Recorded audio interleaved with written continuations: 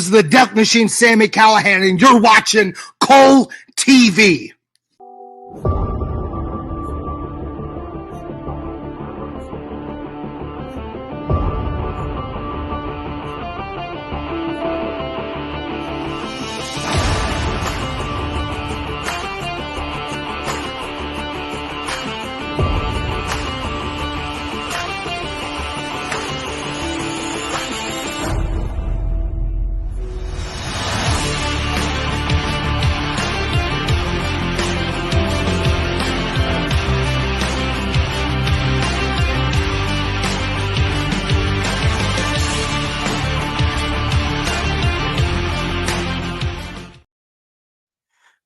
Greetings and salutations, everybody, and welcome back to another episode of Pro Wrestling 60, where we cover everything that happened in the world of professional wrestling this past week. I'm XLJ, the OG, joined by my partner in crime, my brother from another mother. He comes all the way from Tehran, Iran this week, Mr. B. How are we doing that out there, world? I'm going to go on the record and say that intro music and everything, that may be the best intro in the game today. Fair enough. Get like how you're from Tehran, Iran this week. Yeah. I literally just looked over. Oh, Iron Sheik. Okay, that's where he's from. So, anyways, man, a lot happened this week in the world of professional wrestling, didn't it, Mr. B-Roll? Yeah, just a wee bit. Just a wee bit. But as always, I give you the pleasure of getting this started. Give me the pleasure. Me. We don't have time to goof off. The clock starts now. And our top story of the week, you knew this was coming. Yes, it happened. It happened on September 21st. Like, what's that song? How's that song go? Do you remember? Yeah. The 21st night of September. Yeah, I do. I got fired. That's right. Because 20 different talents were released by the WWE. Some of them surprises, some of them not so much. I think the biggest one, probably right off the bat, would be as far as like tenure and all the greatness they'd accomplished. But honestly, I'm not shocked. I'm kind of relieved in a sense, is Dolph Ziggler. Yeah. So Dolph Ziggler has been let go. I think there's several factors here. Number one, they weren't doing crap with him. Number two, Dolph did have a pretty high dollar contract. And my understanding is with this merger, the TKO group is looking to cut an estimated, I believe it was $100 million in cost. So Dolph Ziggler was making, I believe, a couple million a year or something like that. Like, it was a nice contract for him. But I can't wait to see what he's going to do next, honestly. And hopefully it's wrestling revolved. I mean, he may just go full time doing stand up. Who knows? But Papa Khan, I need Ryan Nemeth, or I need Nick Nemeth, I should say, Ryan Nemeth's brother in AEW. I'm just saying. What do you think? What do you think's on the horizon for Dolph or Dolph? Oh, you Mr. know, Ziggler? it's endless possibilities, right? Honestly, I think AEW probably is the best fit for him if he wants to wrestle still. Yeah, I wouldn't say all of these talents would be AEW bound. God, please don't let that happen. But I mean, I think he's the number one guy I would try to get. And I'm not just saying that because he's the top guy, but it feels like a good fit to me. Like, because I could totally see some matches with him against Kenny Omega. Yes, please take my money now. Almost could have like a revital. His career could be revived almost. Like, I think. Because there's so many good matchups he could have in AEW. Yeah. But, I mean, regardless what he does, it's going to be awesome. Now, the one I'm probably more excited about all the possibilities for would be Mustafa Ali. Yes, another big surprise, considering especially he was in a program with Dominic Mysterio going into NXT's next big show, No Mercy, and, well, he's gone. He is the one that I think will benefit the most from being released. Yeah, that's yes, 100% agreed. Like, I think the two we've mentioned are definitely the ones that are most intriguing. Man, maybe one of the bigger names too kind of surprised people because this came kind of like after these were all announced. Riddle is gone from the WWE. It's gonna be a hot take. I don't care. I mean, I'm sorry, but maybe I should say I don't care. I just like I. It doesn't. I don't know his character. I don't know. I just get weird vibes from him. I mean, I know there's a lot of different stories going on floating out there about him. Um, does he Yeah. stay in wrestling? You think, or does he go into different avenues? Does he get back into MMA? Like, what do you think happens I, there? I don't know. I mean, last time I was remotely interested in him was when he was still with RK Bro. Um, I mean, just haven't really cared that much to what the stories they were giving him, and Yeah, I was kind of like, never really connected. I agree. Yeah. Well, let's talk about the rest of the list here. Federer and Shelton Benjamin was let go, which I'm hoping he continues his career. I'd love to see him back in New Japan. Emma was released. I thought this was kind of like such a bummer, but at the same time, just good for her for like just wiping it off. Like she literally posted about the WWE returning to Australia, and then like, oh, I guess I'm not going to be on that show because I've been let go. Great timing, WWE. Jeez. Well, and I love her counterpart's response too. He was like, "What? I didn't even answer the phone." Yes, and Riddick Moss, her husband, also let go. Elias no longer with the WWE now. But what about Ezekiel though? Ezekiel's gone as well. Oh wow! I So they heard. got rid of the whole family. Okay. Yes. Another talented guy, Rick Books, is now gone from the WWE. You also had Top Dollar from Hit Row is gone. Aaliyah no longer is part of the WWE as well. I'd be curious to kind of see what her career does because I mean they really didn't do anything with her other than she had the record for the fastest win or whatever. But another She was one that tag oh, team champion. She she was. was. I She don't. was That shows with you how much those with belts. Raquel. They were the ones that won them after Mercedes and Trinity vacated them. I'll take your word for it. No, no, I believe you. I just. But I would like to see her. Like, I think she'd be great in Impact, like in the Knockouts division. Man, that'd be wonderful. Um, some guys at the time, I don't think really like it was like shocking, but man, they really like. I think the biggest like winners of the day of the September the 21st, those releases. Maximum Male Models, Mace and Mansoor, they went on and did like a live, and boy, oh boy, man, they're true like characters like really come out. Like that's gonna be interesting to see what those guys. It makes you just scratch your head and wonder like why were they not using them properly? But then again, it's the WWE we're talking about. Am I right? Shanky also was let go. Dana Brooke, longtime veteran, is gone from the WWE as well, including some NXT talents such as Quincy Elliott, Dabo Kato, Ulyssa Leon, Ikman Jiro, just to name a few. But we want to wish everybody that was let go the best in their future endeavors, and we can't wait to see and report about you here on PW60. Ah, shit. Um, this fucking guy. God damn, like look at this fucking Dudley Do Right evil looking son of a bitch here.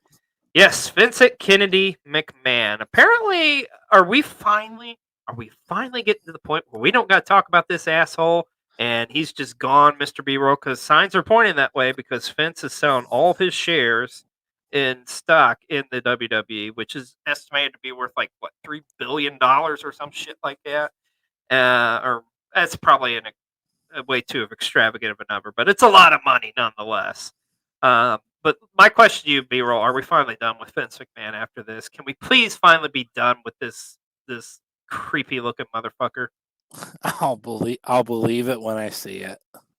Me too, man. Me too. like I hate to say it, but and I don't wish anybody any ill will, but I think when he's like 6 feet under, be the last time we see Vince McMahon. I'm just saying, We involved in the WWE. the majority of the time since we have started PW60, because PW60 is not even a year old. It's still just a baby. It's a But baby. the majority of what we've talked about has been one Vincent Kennedy McMahon and CM Punk. I know, right? It's like, damn it. But it's going to be interesting to see what happens. And hey, it looks like Friday Night SmackDown is going to be returning to the USA Network as they announced a 5-year agreement deal between the WWE and NBC Universal. Now, here's the interesting aspect of this. So they're picking up SmackDown, but they're not talking like they're picking up Monday Night Raw or NXT. So that begs the question is, okay, where are those shows going to be going? Which is going to be weird to see, like Raw, if Raw is not on the USA Network. But then again, I mean, it did happen before, Spike TV back in the day. But I don't know. Do you think Raw and NXT are going to be leaving USA too? You think USA or NBC ponies up and pays a shit ton of money to have all three shows on their network? I think they'll end up staying. I kind of get that vibe too. I think you're right. I think they will. I'm sure there's probably some red tape in this contract that, if you look down deep into it, the part of the reason why it's so much is they are gonna, like, it's worked in there that when negotiation comes up that they'll get those shows as well somehow, some way. Oh, I'm sure there's got to be some sort of a package deal or something.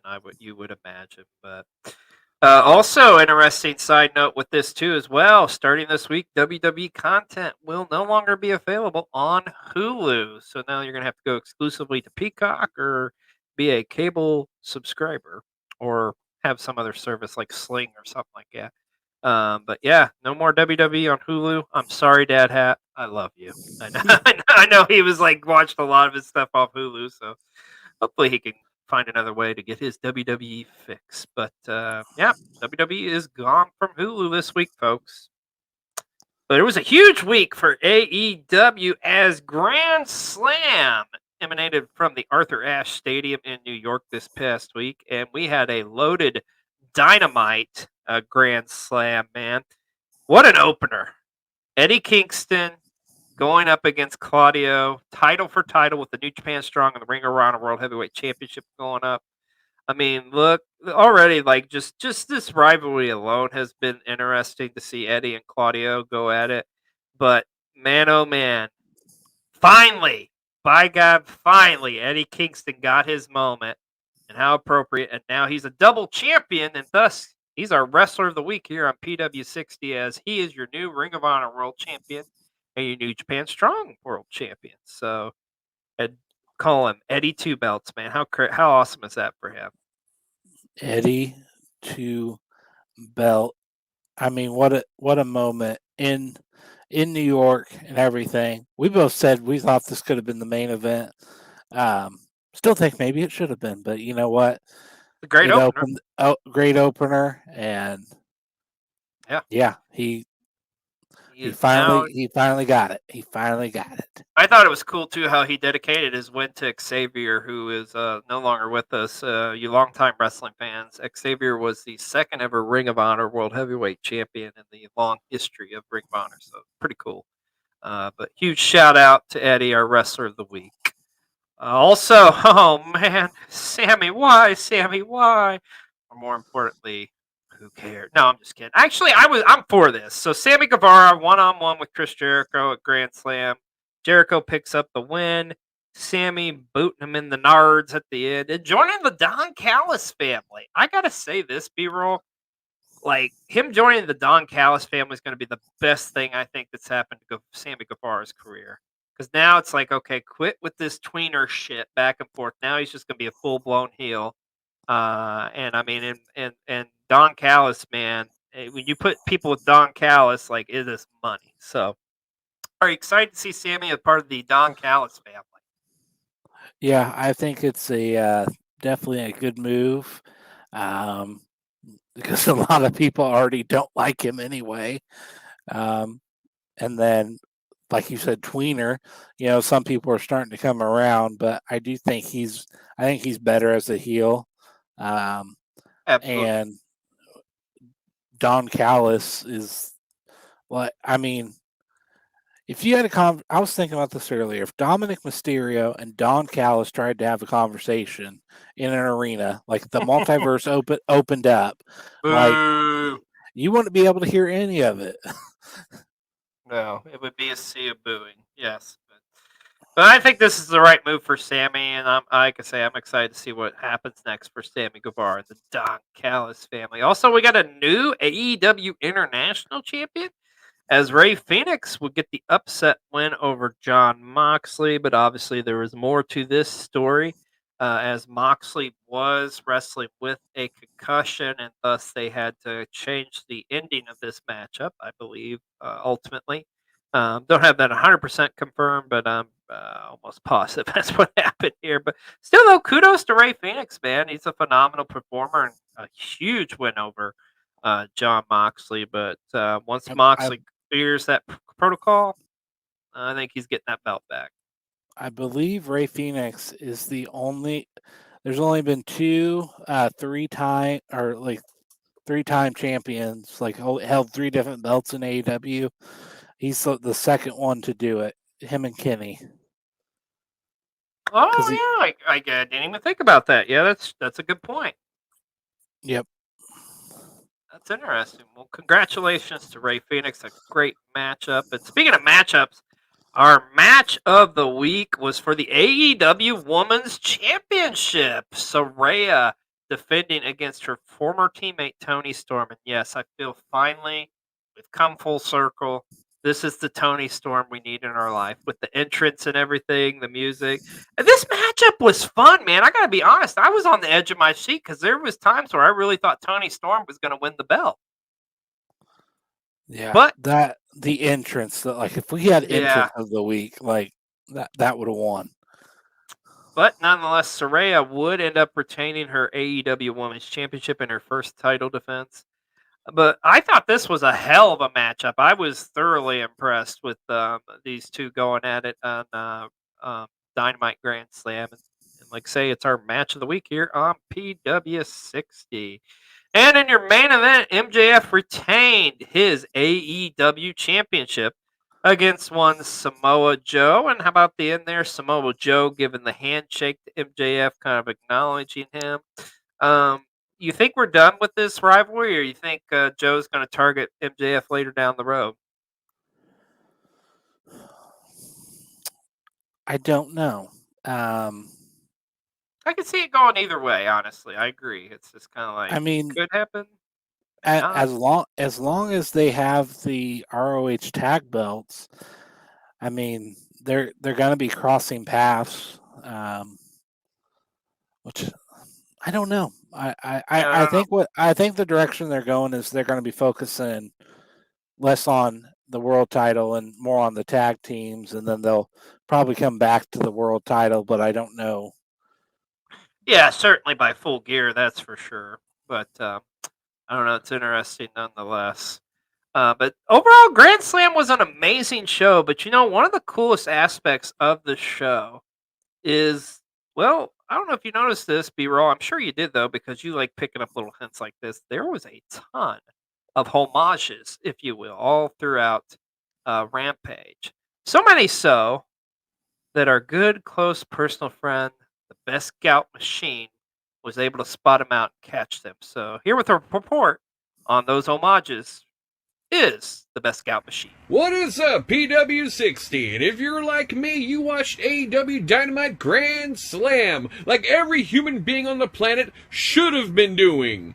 Well, I noticed this week, along with a few other people, there was a ton of callbacks. There were so many callbacks on top of callbacks, references from the past of stuff we know and love. So I'm going to list off some of the best callbacks in this segment I like to call Horny for Callbacks, 'cause we're all horny for callbacks. I'm sorry guys if this gets you kicked off of YouTube. We'll start off with the obvious one, a reference to an old Bret Hart commercial, or I think it was a pre-commercial. It was a pre-tape deal where they both approached a child or passed a child, and the kid was like, "Go get him, champ!" And then, Brett gave him his glasses, MJF gave him his scarf, and informed the child that he was adopted. He was raised by wolves. Now, being the Japanese wrestling nerds that Eddie Kingston and Claudio Castagnoli are, obviously, their attire was inspired by the likes of Masao and Kawada, all Japan greats. I don't have a joke for this, it's pretty cool. Our hearts were shattered into a million pieces when Sammy Guevara kicked his mentor and longtime friend Chris Jericho in the gonads, similar to what Chris Jericho did to HBK years ago at WrestleMania. Also, Sammy Guevara was wearing Chris Jericho-inspired gear. It was like the same color blue in his tights. Instead of wearing long pants, he was wearing the short shorts he always does. It shows off his buttocks. His tight little buttocks. A lot of people didn't think there was a callback in the Jon Moxley and Rey Fenix match, but in fact there was a callback. See, at one point the match referenced a time that you were on a swing set as a child and you went way too far up, and you were like, "I'm gonna land on my feet," but you didn't. You landed on your damn head. And then your parents yelled at you and they had to pay the doctor bills because you busted your head open and someone tried to staple it shut. At one point you tried to use glue, that didn't work, and then you tried using gum, but eventually they were able to get it back together by stitching it up. But yeah, the cable bills were really, really high, and they couldn't afford a Nintendo for you. Tony Storm's batshit crazy antics has obviously been inspired by two things. The movie Whatever Happened to Baby Jane, and also from this crazy-ass Shania Twain! See, you were wondering when I was going to fit her in there, and I did, because Tony Storm's batshit crazy, and Shania Twain likes to eat mayonnaise with a straw while riding a unicycle. It's all true. I've read the rumors. I'm all over the internet. I own the internet. I own all. I see everything. Ah! Oh, Best Scout, you've done it again. Well, as we all know, AEW was at Arthur Ashe Stadium, and we also got AEW Rampage Grand Slam. And hey, man, this was a loaded show too, as we got a supersized 2-hour edition of Rampage on Friday night. Phenomenal opener with Sting and Darby Allin going up against Christian Cage and Luchasaurus. Fun way to open the show, I thought. And then how about Orange Cassidy Hook and Chris Statlander picking up the win against former Jericho Appreciation Society members. I love Hook's gear. Yeah, I was going to say his gear is sick, man. Like, they all look great. But, yeah, that gear that's pretty dope, I got to say. And then how about this one? The Righteous winning a 4-way matchup to become new #1 contenders for the Ring of Honor Tag Team Champions. How you feel about the Righteous, man? Because they are on a roll right now. Yeah, they really are. It was, and I really like this match because it looked like for sure, like at one point the Kingdom was gonna win, and you're like, oh, here we go, the Kingdom versus Better Than You, baby, and then it's like next thing you know, the Righteous swoop in and pick up the win. I for sure thought they were gonna the Kingdom was winning this. I'm shocked, but I'm a good shock that the Righteous are your new #1 contenders for the ROH tag titles, and the Acclaimed would retain their Trios Championship against the Dark Order in a fun matchup for the ROH Trios Championship. Also, man, got to talk about this. I thought this was a great matchup. Julia Hart against Sky Blue. I mean, arguably, like, maybe the two faces of, like, the women's division as far as, like, up-and-coming talent, And, like, Julia Hart has been on fire, literally, man. Like, she's got, 20-some wins or something so far this year? I know she's undefeated, so it's like, dude, she is killing it. We're going to talk about her a little bit more here in a couple minutes. And then got to see Mike Santana was in singles action, and after he won his matchup, comes up on the ramp and was staring down Ortiz and does look like that real life feud is going to be coming into our television screens, which I'm excited to see that. As there is some beef there between the former Proud and Powerful members. And in your main event of Rampage, the Elite won the Ring of Honor 6-man tag titles from You the mean the Multiple Hung Universe. Bucks? Or the Hung Bucks, whatever you want to call them. Yes. Oh wait, but- Dark Order owns the rights to that now. Oh, okay, there you go. You would know if you've watched I- BT. I don't want to get sued, so that's why I'm not saying it. So I'll let you get sued. So, but by the way, Mr. B-roll's comments he just made do not represent anything with Cole TV. Don't sue us. Love you, buddy. But overall, Rampage was a solid show. Both solid shows from Arthur Ashe Stadium. But man, oh man, in Grand Rapids, Michigan, they had a hell of a collision Saturday night. And we've got a new TNT champion, everybody's favorite father, Christian Cage, officially can now say he is the TNT champion. But he's going to have his handfuls here in a week with Darby Allin, and we're going to talk a little bit more about that here in just a moment. Jay White and Andrade El Idolo, hell of a one-on-one matchup between those two guys. But unfortunately, the numbers game did prevail as Jay White would win that matchup. But it looks like Bullet Club Gold and Andrade are going to be in some feuds coming up. Rob Van Dam was in action, Mr. B-Roll, your guy. It's always great to see RVD in action as he teamed up with the handsome devil himself, Hook, to go up against Daddy Magic and Angelo Parker. We got to hear from Don Callis as we announced. Now we got the Don Callis family going up against Kenny Omega, Chris Jericho, and Ibushi, like at Wrestle Dream. That's gonna be interesting.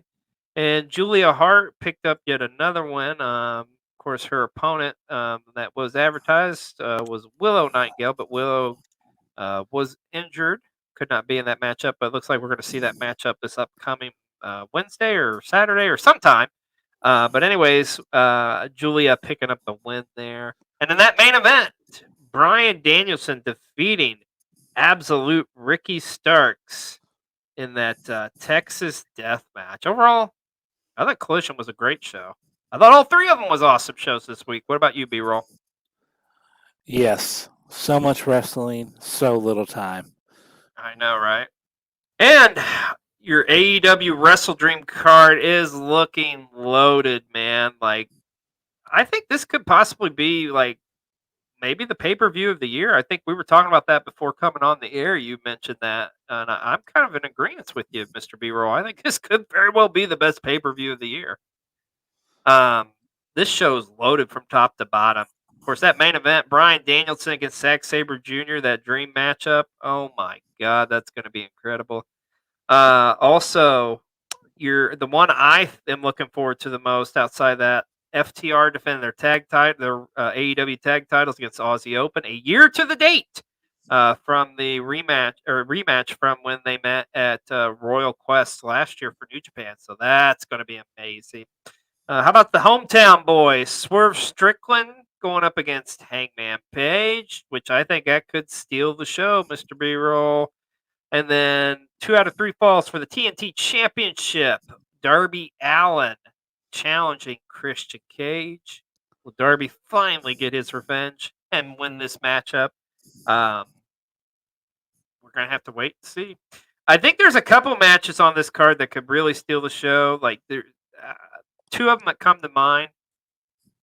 Katsuri Shibata challenging Eddie Kingston for the Ring of Honor Championship is going to be incredible. And, of course, I think Julia Hart challenging Chris Statlander for the TBS title is going to be an all-time classic. And, oh, yeah, we also got Better Than You Bebe is on this card, too, as they defend the Ring of Honor tag titles against the Righteous. And, man, oh, man, we talked about earlier that trios matchup with the Don Callis family going up against the oddball team of Kota Ibushi, Kenny Omega, and Chris Jericho. And also, we have got a 4-way to determine number 1 contenders for the tag titles with the Young Bucks, the Gun Club, Orange Cassidy and Hook, and the Lucha Brothers. You made a good point, though, before we went on the air. What do you think could possibly happen at that matchup? Well, the interesting thing is it says they get a title shot at any time. So who knows what could happen with that? Like if the Bucks win, if the Guns win, I could easily see them inserting themselves into FTR's match. I hope not. They don't. But here's how I hope. And I think with that rule, I think that makes it set up that the Gun Club's going to win the matchup because that's like the ultimate heel move. But here's how I see it going. I don't think they get involved in the matchup. I think the matchup happens, you get a clean winner, and then they come out and they cash it in and then beat whoever wins the tag titles at Wrestle Dream. But nonetheless, dude, Wrestle Dream kind of come out of nowhere, man. But this is a hell of a card, and rightfully so, as it is paying tribute to the white great Antonio Inoki.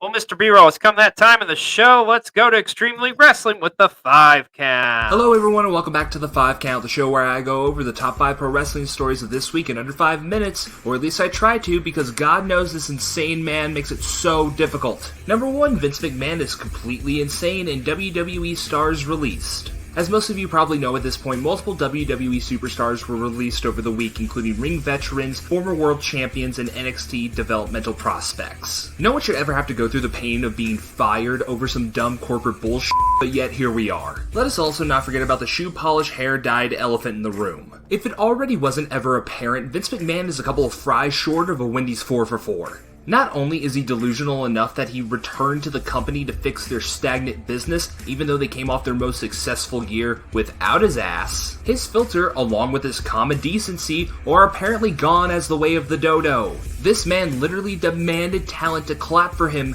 after a meeting, and you know he probably didn't say please like Jeb. And the crazy keeps on coming, because apparently in just a regular SEC fighting by the TKO group, states that all of Vince McMahon's shares are up to be sold. This is due to Vince McMahon's negative public perception and his placement on the board, possibly having a negative effect on their stock price. I'm now fully convinced that no executive in the world is aware of Google or how it works. I would say eat the rich, but I don't want to catch their stupid. Number 2, possible Randy Orton return. The Viper has unfortunately been off of our TV screens for the better part of 2 years after having back fusion surgery. And there were some legitimate concerns that this could be a career for Randy Orton and he could never wrestle again. Thankfully, wonderful news has emerged as Randy Orton has been spotted working out at the WWE Performance Center. Cheers that we get to see Randy Orton sooner rather than later. Before his absence, he was having such a career resurgence. Number 3, USA secures Friday Night SmackDown. Man, these next few stories aged like milk, didn't they? Literally hours before this new batch of releases, WWE released a statement that NBC Universal and WWE were able to pen $1 billion plus deal to bring Friday Night SmackDown to USA starting in 2024. Again, that is billion with the B. Really needed to make those budget cuts in your office and with your talent, huh? Number 4, WWE announces Australian pay-per-view. Fun fact, as of this week, formerly WWE superstar Emma is from Australia. And this was announced before she was informed that she was without a job. Calling this awful timing would be generous. But anyway, getting back on track here, yes, next year's Elimination Chamber will be taking place in Perth, Australia. And for the American viewers out here, that's here on the map. But I feel for every American out there, including myself, because we're gonna get no sleep on that day. Get ready for this time difference. The show will start 6 a.m. Eastern Time, 3 a.m. Pacific Time. Hope you like coffee. New Japan fans are so ready to drink some WWE fan tears. And finally, number 5, major AEW stars injured and new champions crowned. AEW Grand Slam was pretty solid, all things considered. And I'm not crying because Eddie Kingston won the Ring of Honor World title, you're crying. Unfortunately though, 2 major stars for AEW picked up injuries at the show. Jon Moxley sadly picked up a concussion during his international title match with Rey Fenix, leading to Rey Fenix picking up the belt in a last-minute decision. Also, Adam Cole, who's in one of the biggest storylines in wrestling right now, has seemingly picked up an ankle injury while running out for the MJF and Samoa Joe world title match. Cole was later spotted at a local hospital leaving on crutches. Hopefully the crutches are just a preventative measure, and this is a we're gonna start rehab right away type of situation. Better Than You Baby is literally one of the best teams going right now in wrestling, and I would hate to see that cut short. Everyone here at Extreme League Wrestling would like to wish Cole and Moxley a speedy recovery. Shifting gears here to other AEW title change news, as this past Friday on Rampage, the Young Bucks were able to pick up the Ring of Honor Trios titles. This, combined with Eddie Kingston now being ROH World Champion, shows that there's going to be a bigger focus on the Ring of Honor product, and I'm all here for it. Oh boy, even more wrestling to watch. I'm so tired. Thank you guys so much for watching The 5 Count. Jay, B-Roll, catch you next time, brothers, and always remember, I've got till 5. That's this many. All right, thank you, Extreme League, for the 5 count this week. And hey, let's talk about Monday Night Raw, which, once again, we always say it seems like a lifetime ago. That's what I think every time. It's like, oh man, Monday Night Raw. Yeah, that happened. So that's the funny thing about doing this show. But yes, so Monday Night Raw, we got to see Cody Rhodes go up against Dominic Mysterio. I was a little surprised to see that on Raw. And I cannot believe Cody has survived Dominic twice. I mean, Cody they should just go ahead and give him all the accolades, like all the championship belts, because the fact that he could say he beat Dominic Mysterio not once but twice, dude, it's not going to get any better than that for Cody. I think that's how he finishes the story, is he beat Dom. I better shut the hell up. he really runs the prison yard. Is it Cody or is it Dom? Also, we got to see Shinsuke Nakamura go up against Ricochet. Kofi Kingston was in action with Ivar from the Viking Raiders, your favorite tag team. How about the Shayna Baszler now teaming up with, it looks like, Zoe Stark? That's going to be an interesting team as they went up against Piper Niven and Chelsea Green. And like last week, Nia Jax come out and ruined it all because, well, that's what she does. It was really so pointless for her to interrupt that match. Just saying. It was pointless. At least the first time it had like some meaning. Like, oh, hey, she's going to challenge for the title. Yeah, it's like, whatever, who cares? But your hell of a main event, Jey Uso going up against Drew McIntyre. Kind of some back and forth there. Drew not really trusting him as the Judgment Day got involved, as the Judgment Day does. But Cody Rhodes would come out and save the day for Jey Uso. But solid show on Monday night, my friend. And you had a solid show. Oh, do you have something you want to say about Raw? I did like how Jay turned against the Judgment Day. I like how he acted like he was going to do it. Then it was like, you get a super kick, you get a super kick. Yeah, I thought that was pretty well done. So I agree. But like I say, Monday Night Raw was solid, and so was Friday Night SmackDown. And I gotta say that the image I keep seeing of Cena on SmackDown and stuff, man, like every single time I see him, I keep thinking like, why is Ernest on my television? Oh wait a minute, that's John Cena. Never mind. Like as John Cena ages, he looks more and more like Jim Farney every day. I swear to God. But anyways, I'm just gonna say this: I have a new favorite tag team. Okay, who's your new favorite tag team? It's A-Town Down Under. Hey, speaking of that, let's go to our friend Husky, who's got a hot take about these bulls. What's going on, Pro Wrestling 60? Well, I've never really been that big of an Austin Theory fan. Just doesn't really do anything for me. I mean, he's been put with, all these major names, and for some reason it's just not working. But I have something that I think would work. We've already seen it a little bit. Put him and Grayson Waller in a tag team and they'll make money. What do you guys think? I think Husky's onto something. I think that would be a great tag team. Great minds think alike. Hey, speaking of tag teams, there was kind of some speculation. We thought one LA Knight would be teaming up with John Cena on Friday nights, but didn't happen because LA Knight was out with COVID. But we wish Mr. LA Knight the best. Hope he gets to feel better and can't wait to see him back on our screens again. Yeah! Isn't that right, Mr. B-Roll? That is right. Let me talk to you. I was waiting for it. Well, NXT on Tuesday night. looking good. Another great show and outing. Like NXT is like continues to be just that hidden gem of a show on WWE Television Weekly.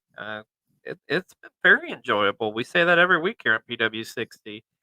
Got to see Butch go up against Tyler Bate, which anytime we get to see a Pete Dunne, there I said it, against Tyler Bate matchup, I'm here for. Duke Hudson up against Joe Coffey. That was a fun matchup. And then Becky Lynch was on NXT in tag action as she's teamed up with Laya Valkyrie going up against Tiffany Stratton and Kiana James. Solid show for NXT Tuesday night. What'd you think, Mr. B-Roll? I'll say one of my favorite things from NXT has been lately. What is the metaphor watching the tournament happening? And like it's been like movie themed, and like this week it was Matrix, and oh my gosh, cracking me up. Good shit, pal. Well, on Thursday nights, Impact 1000 Part 2 aired, and man, oh man, it was another great show. That Impact 1000 show is chef's kiss. Incredible. Kicked it off with, anytime you're kicking it off with an Ultimate X match, you know it's going to be some good stuff.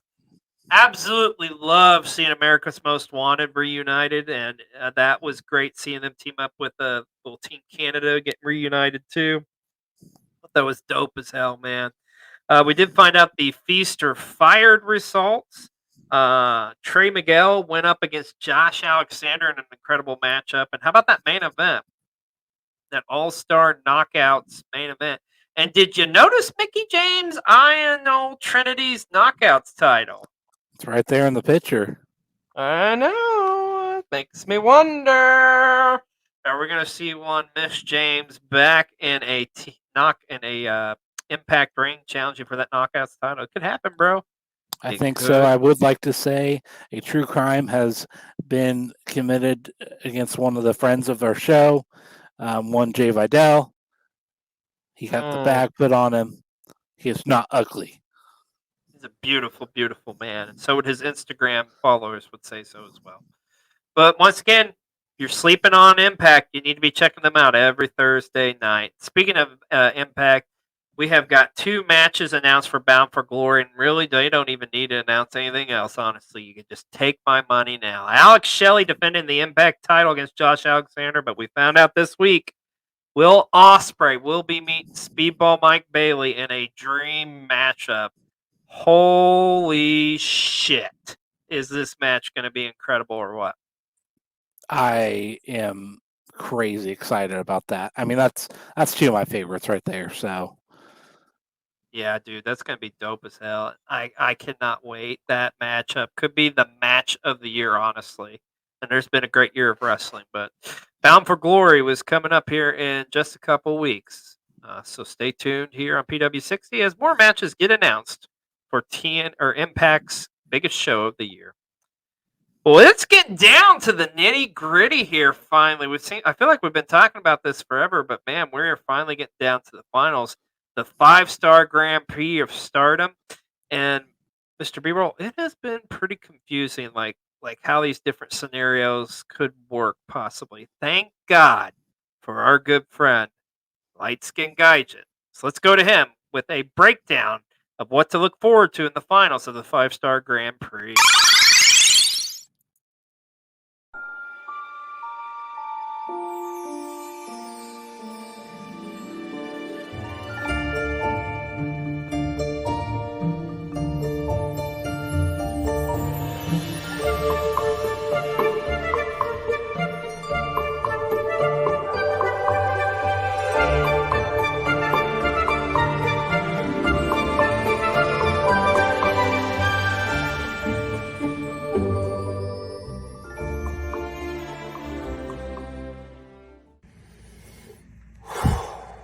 I think I actually did it.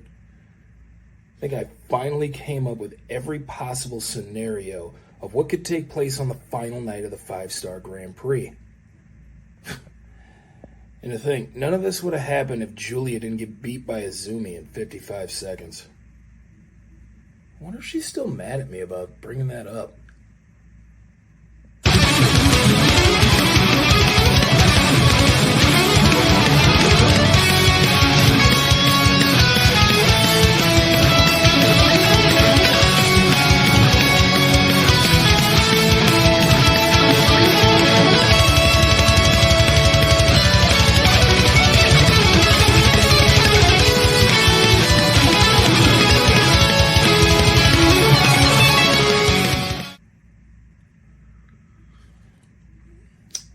She'll be alright.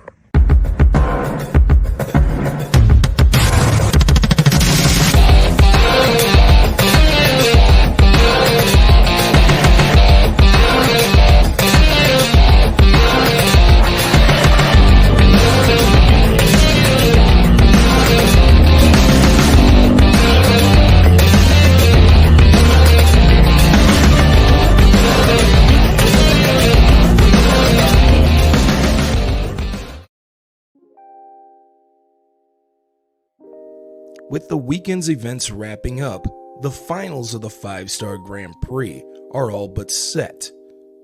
And with Saturday's final night of block matches, one can only assume just who is going to be in the finals of the 5-Star Grand Prix. So the question now remains, which one of these ladies will have their name etched in the annals of time as champion of the 5-Star Grand Prix? Let's start out on the Red Stars. Things seem a little less complicated there. As it currently stands right now, Natsuko Tora is leading the block with 12 points. Just behind Natsuko Tora is Red Belt champion Tam Nakano with 11 points. Following Tam is the crazy girl Suzu Suzuki, who currently sits at 10 points as of this moment.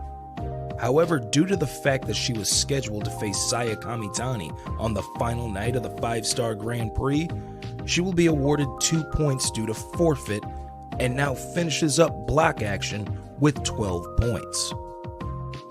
The final competitor that remains alive for an opportunity in the finals is 2021's winner, Shuri.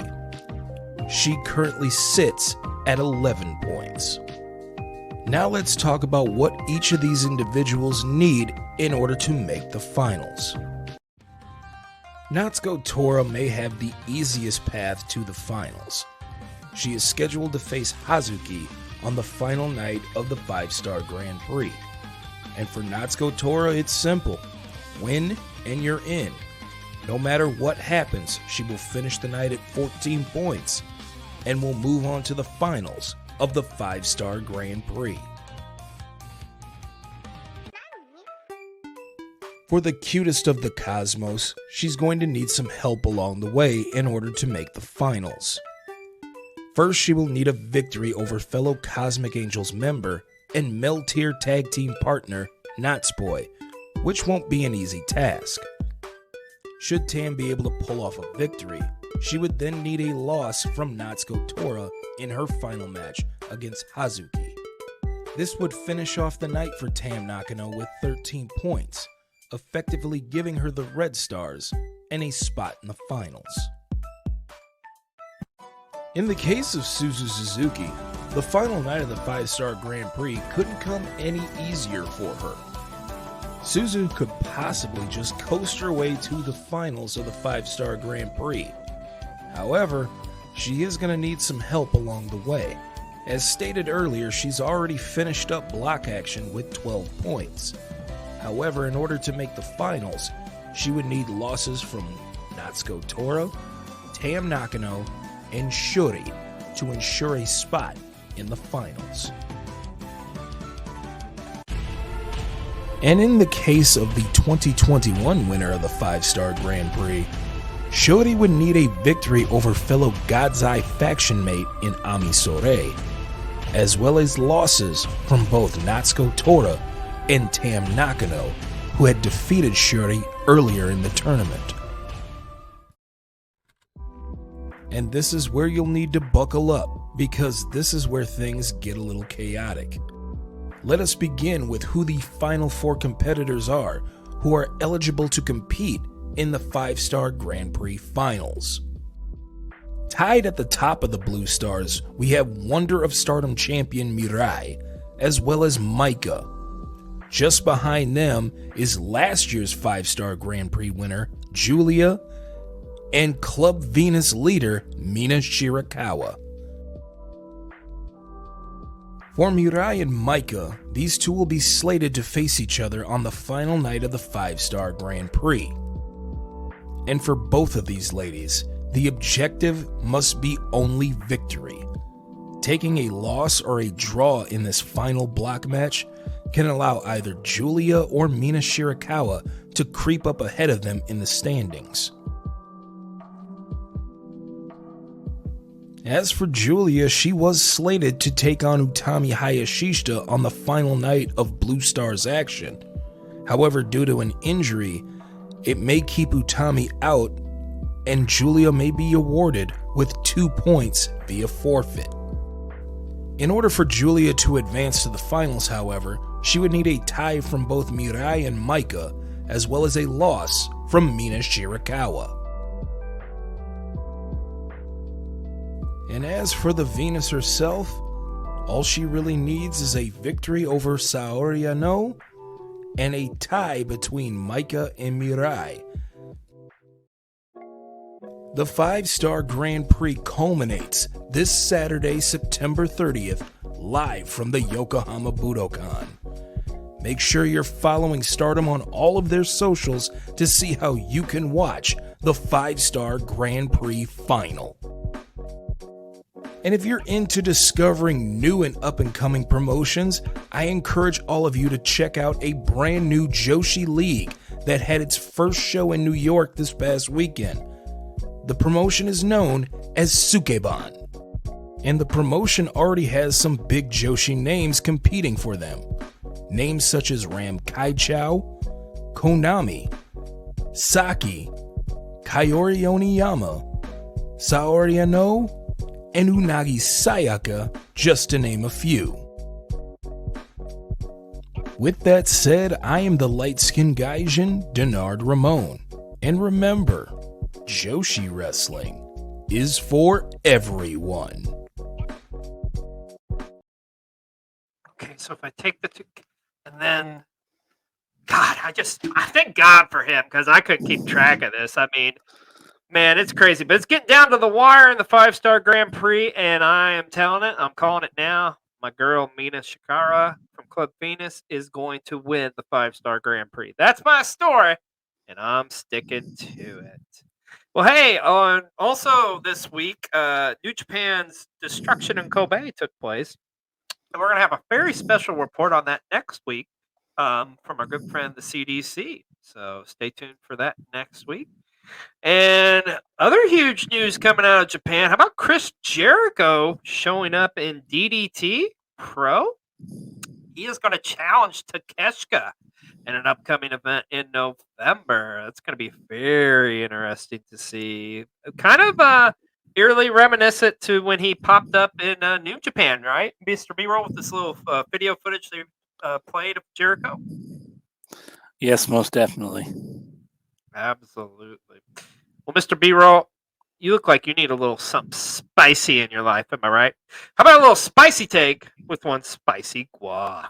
Spicy Guac here, letting you know, and not to letting you forget, that Molly Holly is by far one of the best, underrated women's champion of our entire existence.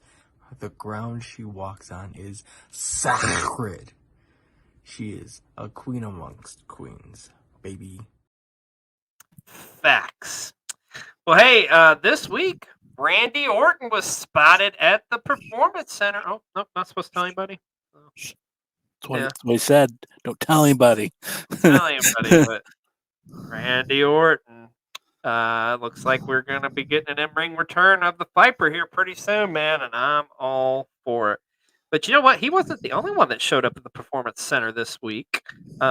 Also, we got a lot of new talent. Some notable names here showing up for this new camp at the Performance Center.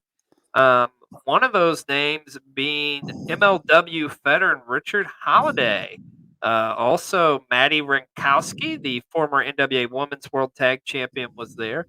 And if you follow her on social, you know she has those incredible TikToks and those interviews, or I say interviews.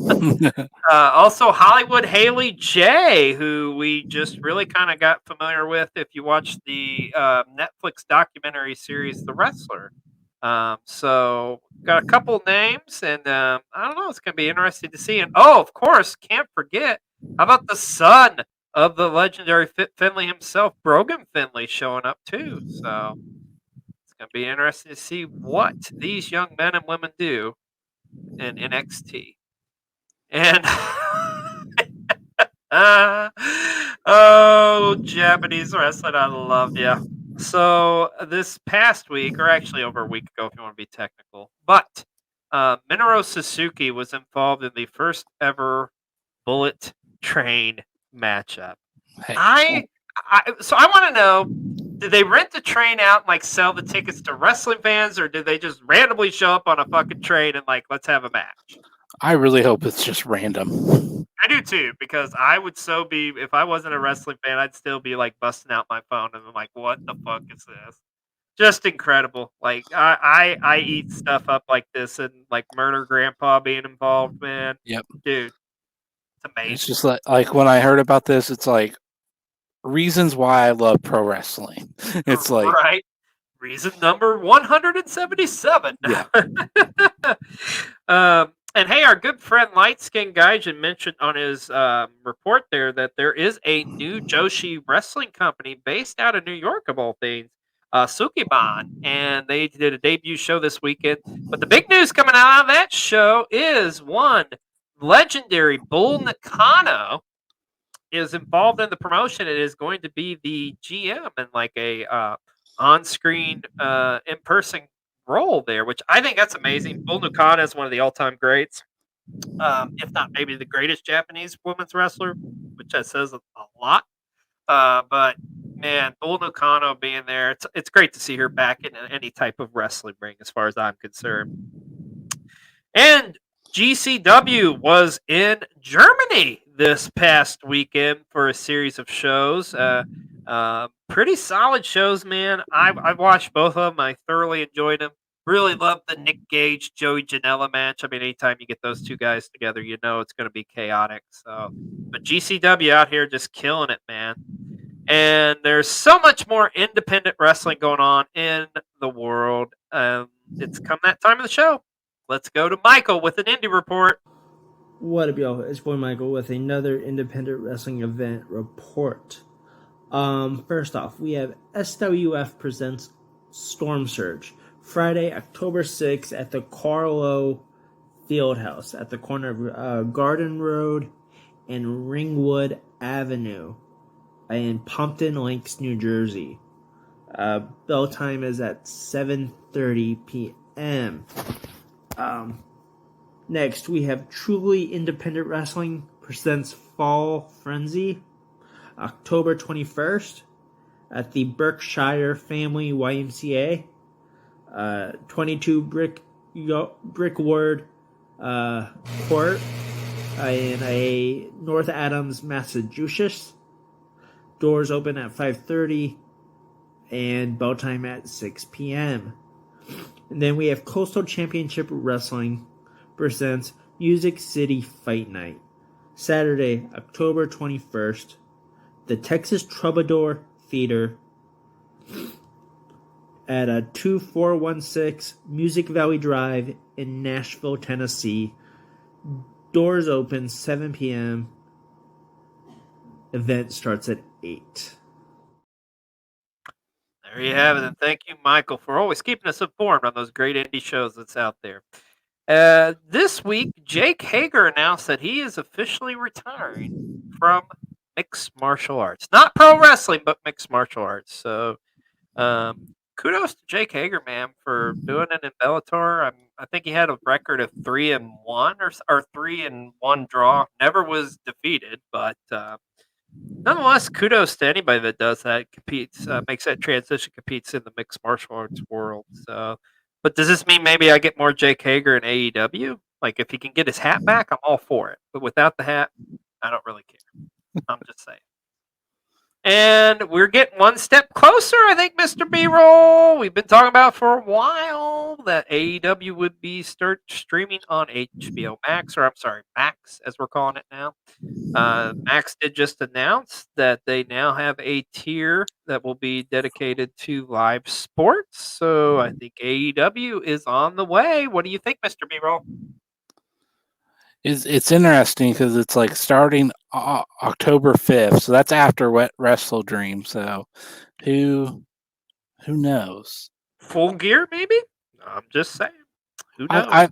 I think Revolution. I think they'll start it with the new year, and that makes sense. I could see that, but nonetheless, we're getting closer and closer to AEW finally being on a streaming service. they're teasing us. I know. Quit it. Well, it's come that time of the show. Let's go to our good friend Brian for Brian's random moment of the week. What you gonna do? Yeah, what you're gonna do now is watch more PW60. Don't turn it off just because I've come on here for my random moment of the week. Yes, XOJ, the OG.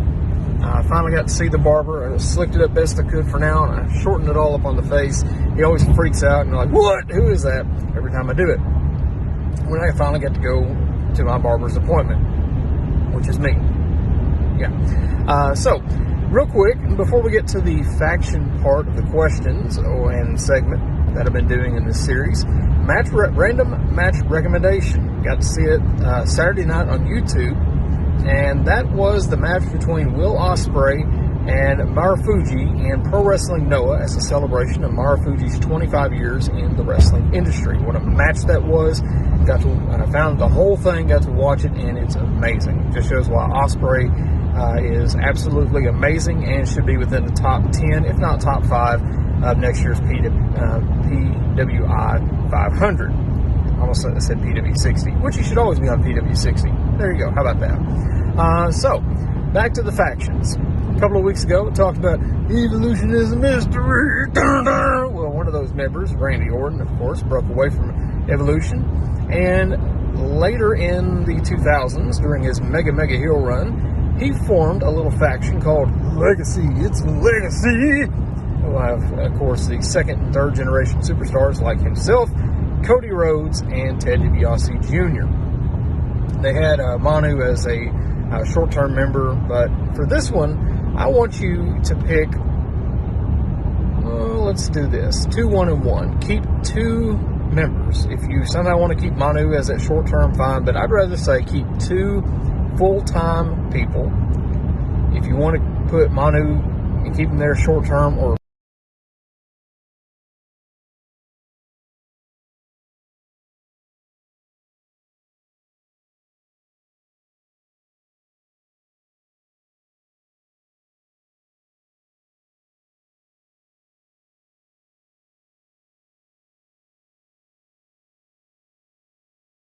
Well, thank you, Brian, for that random moment of the week. We love you, buddy. And we love our Wrestle Talk family. And this week, our Wrestle Talk content creator of the week, I got to say, she cracks me up. I love watching her videos.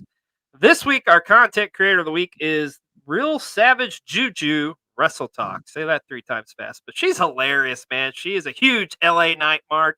Yeah. She loves talking about them all the time. Yeah. And her videos are hysterical. Yeah. And I guess got to say, if you're not following her, give her a follow. And she's our Wrestle Talk content creator of the week.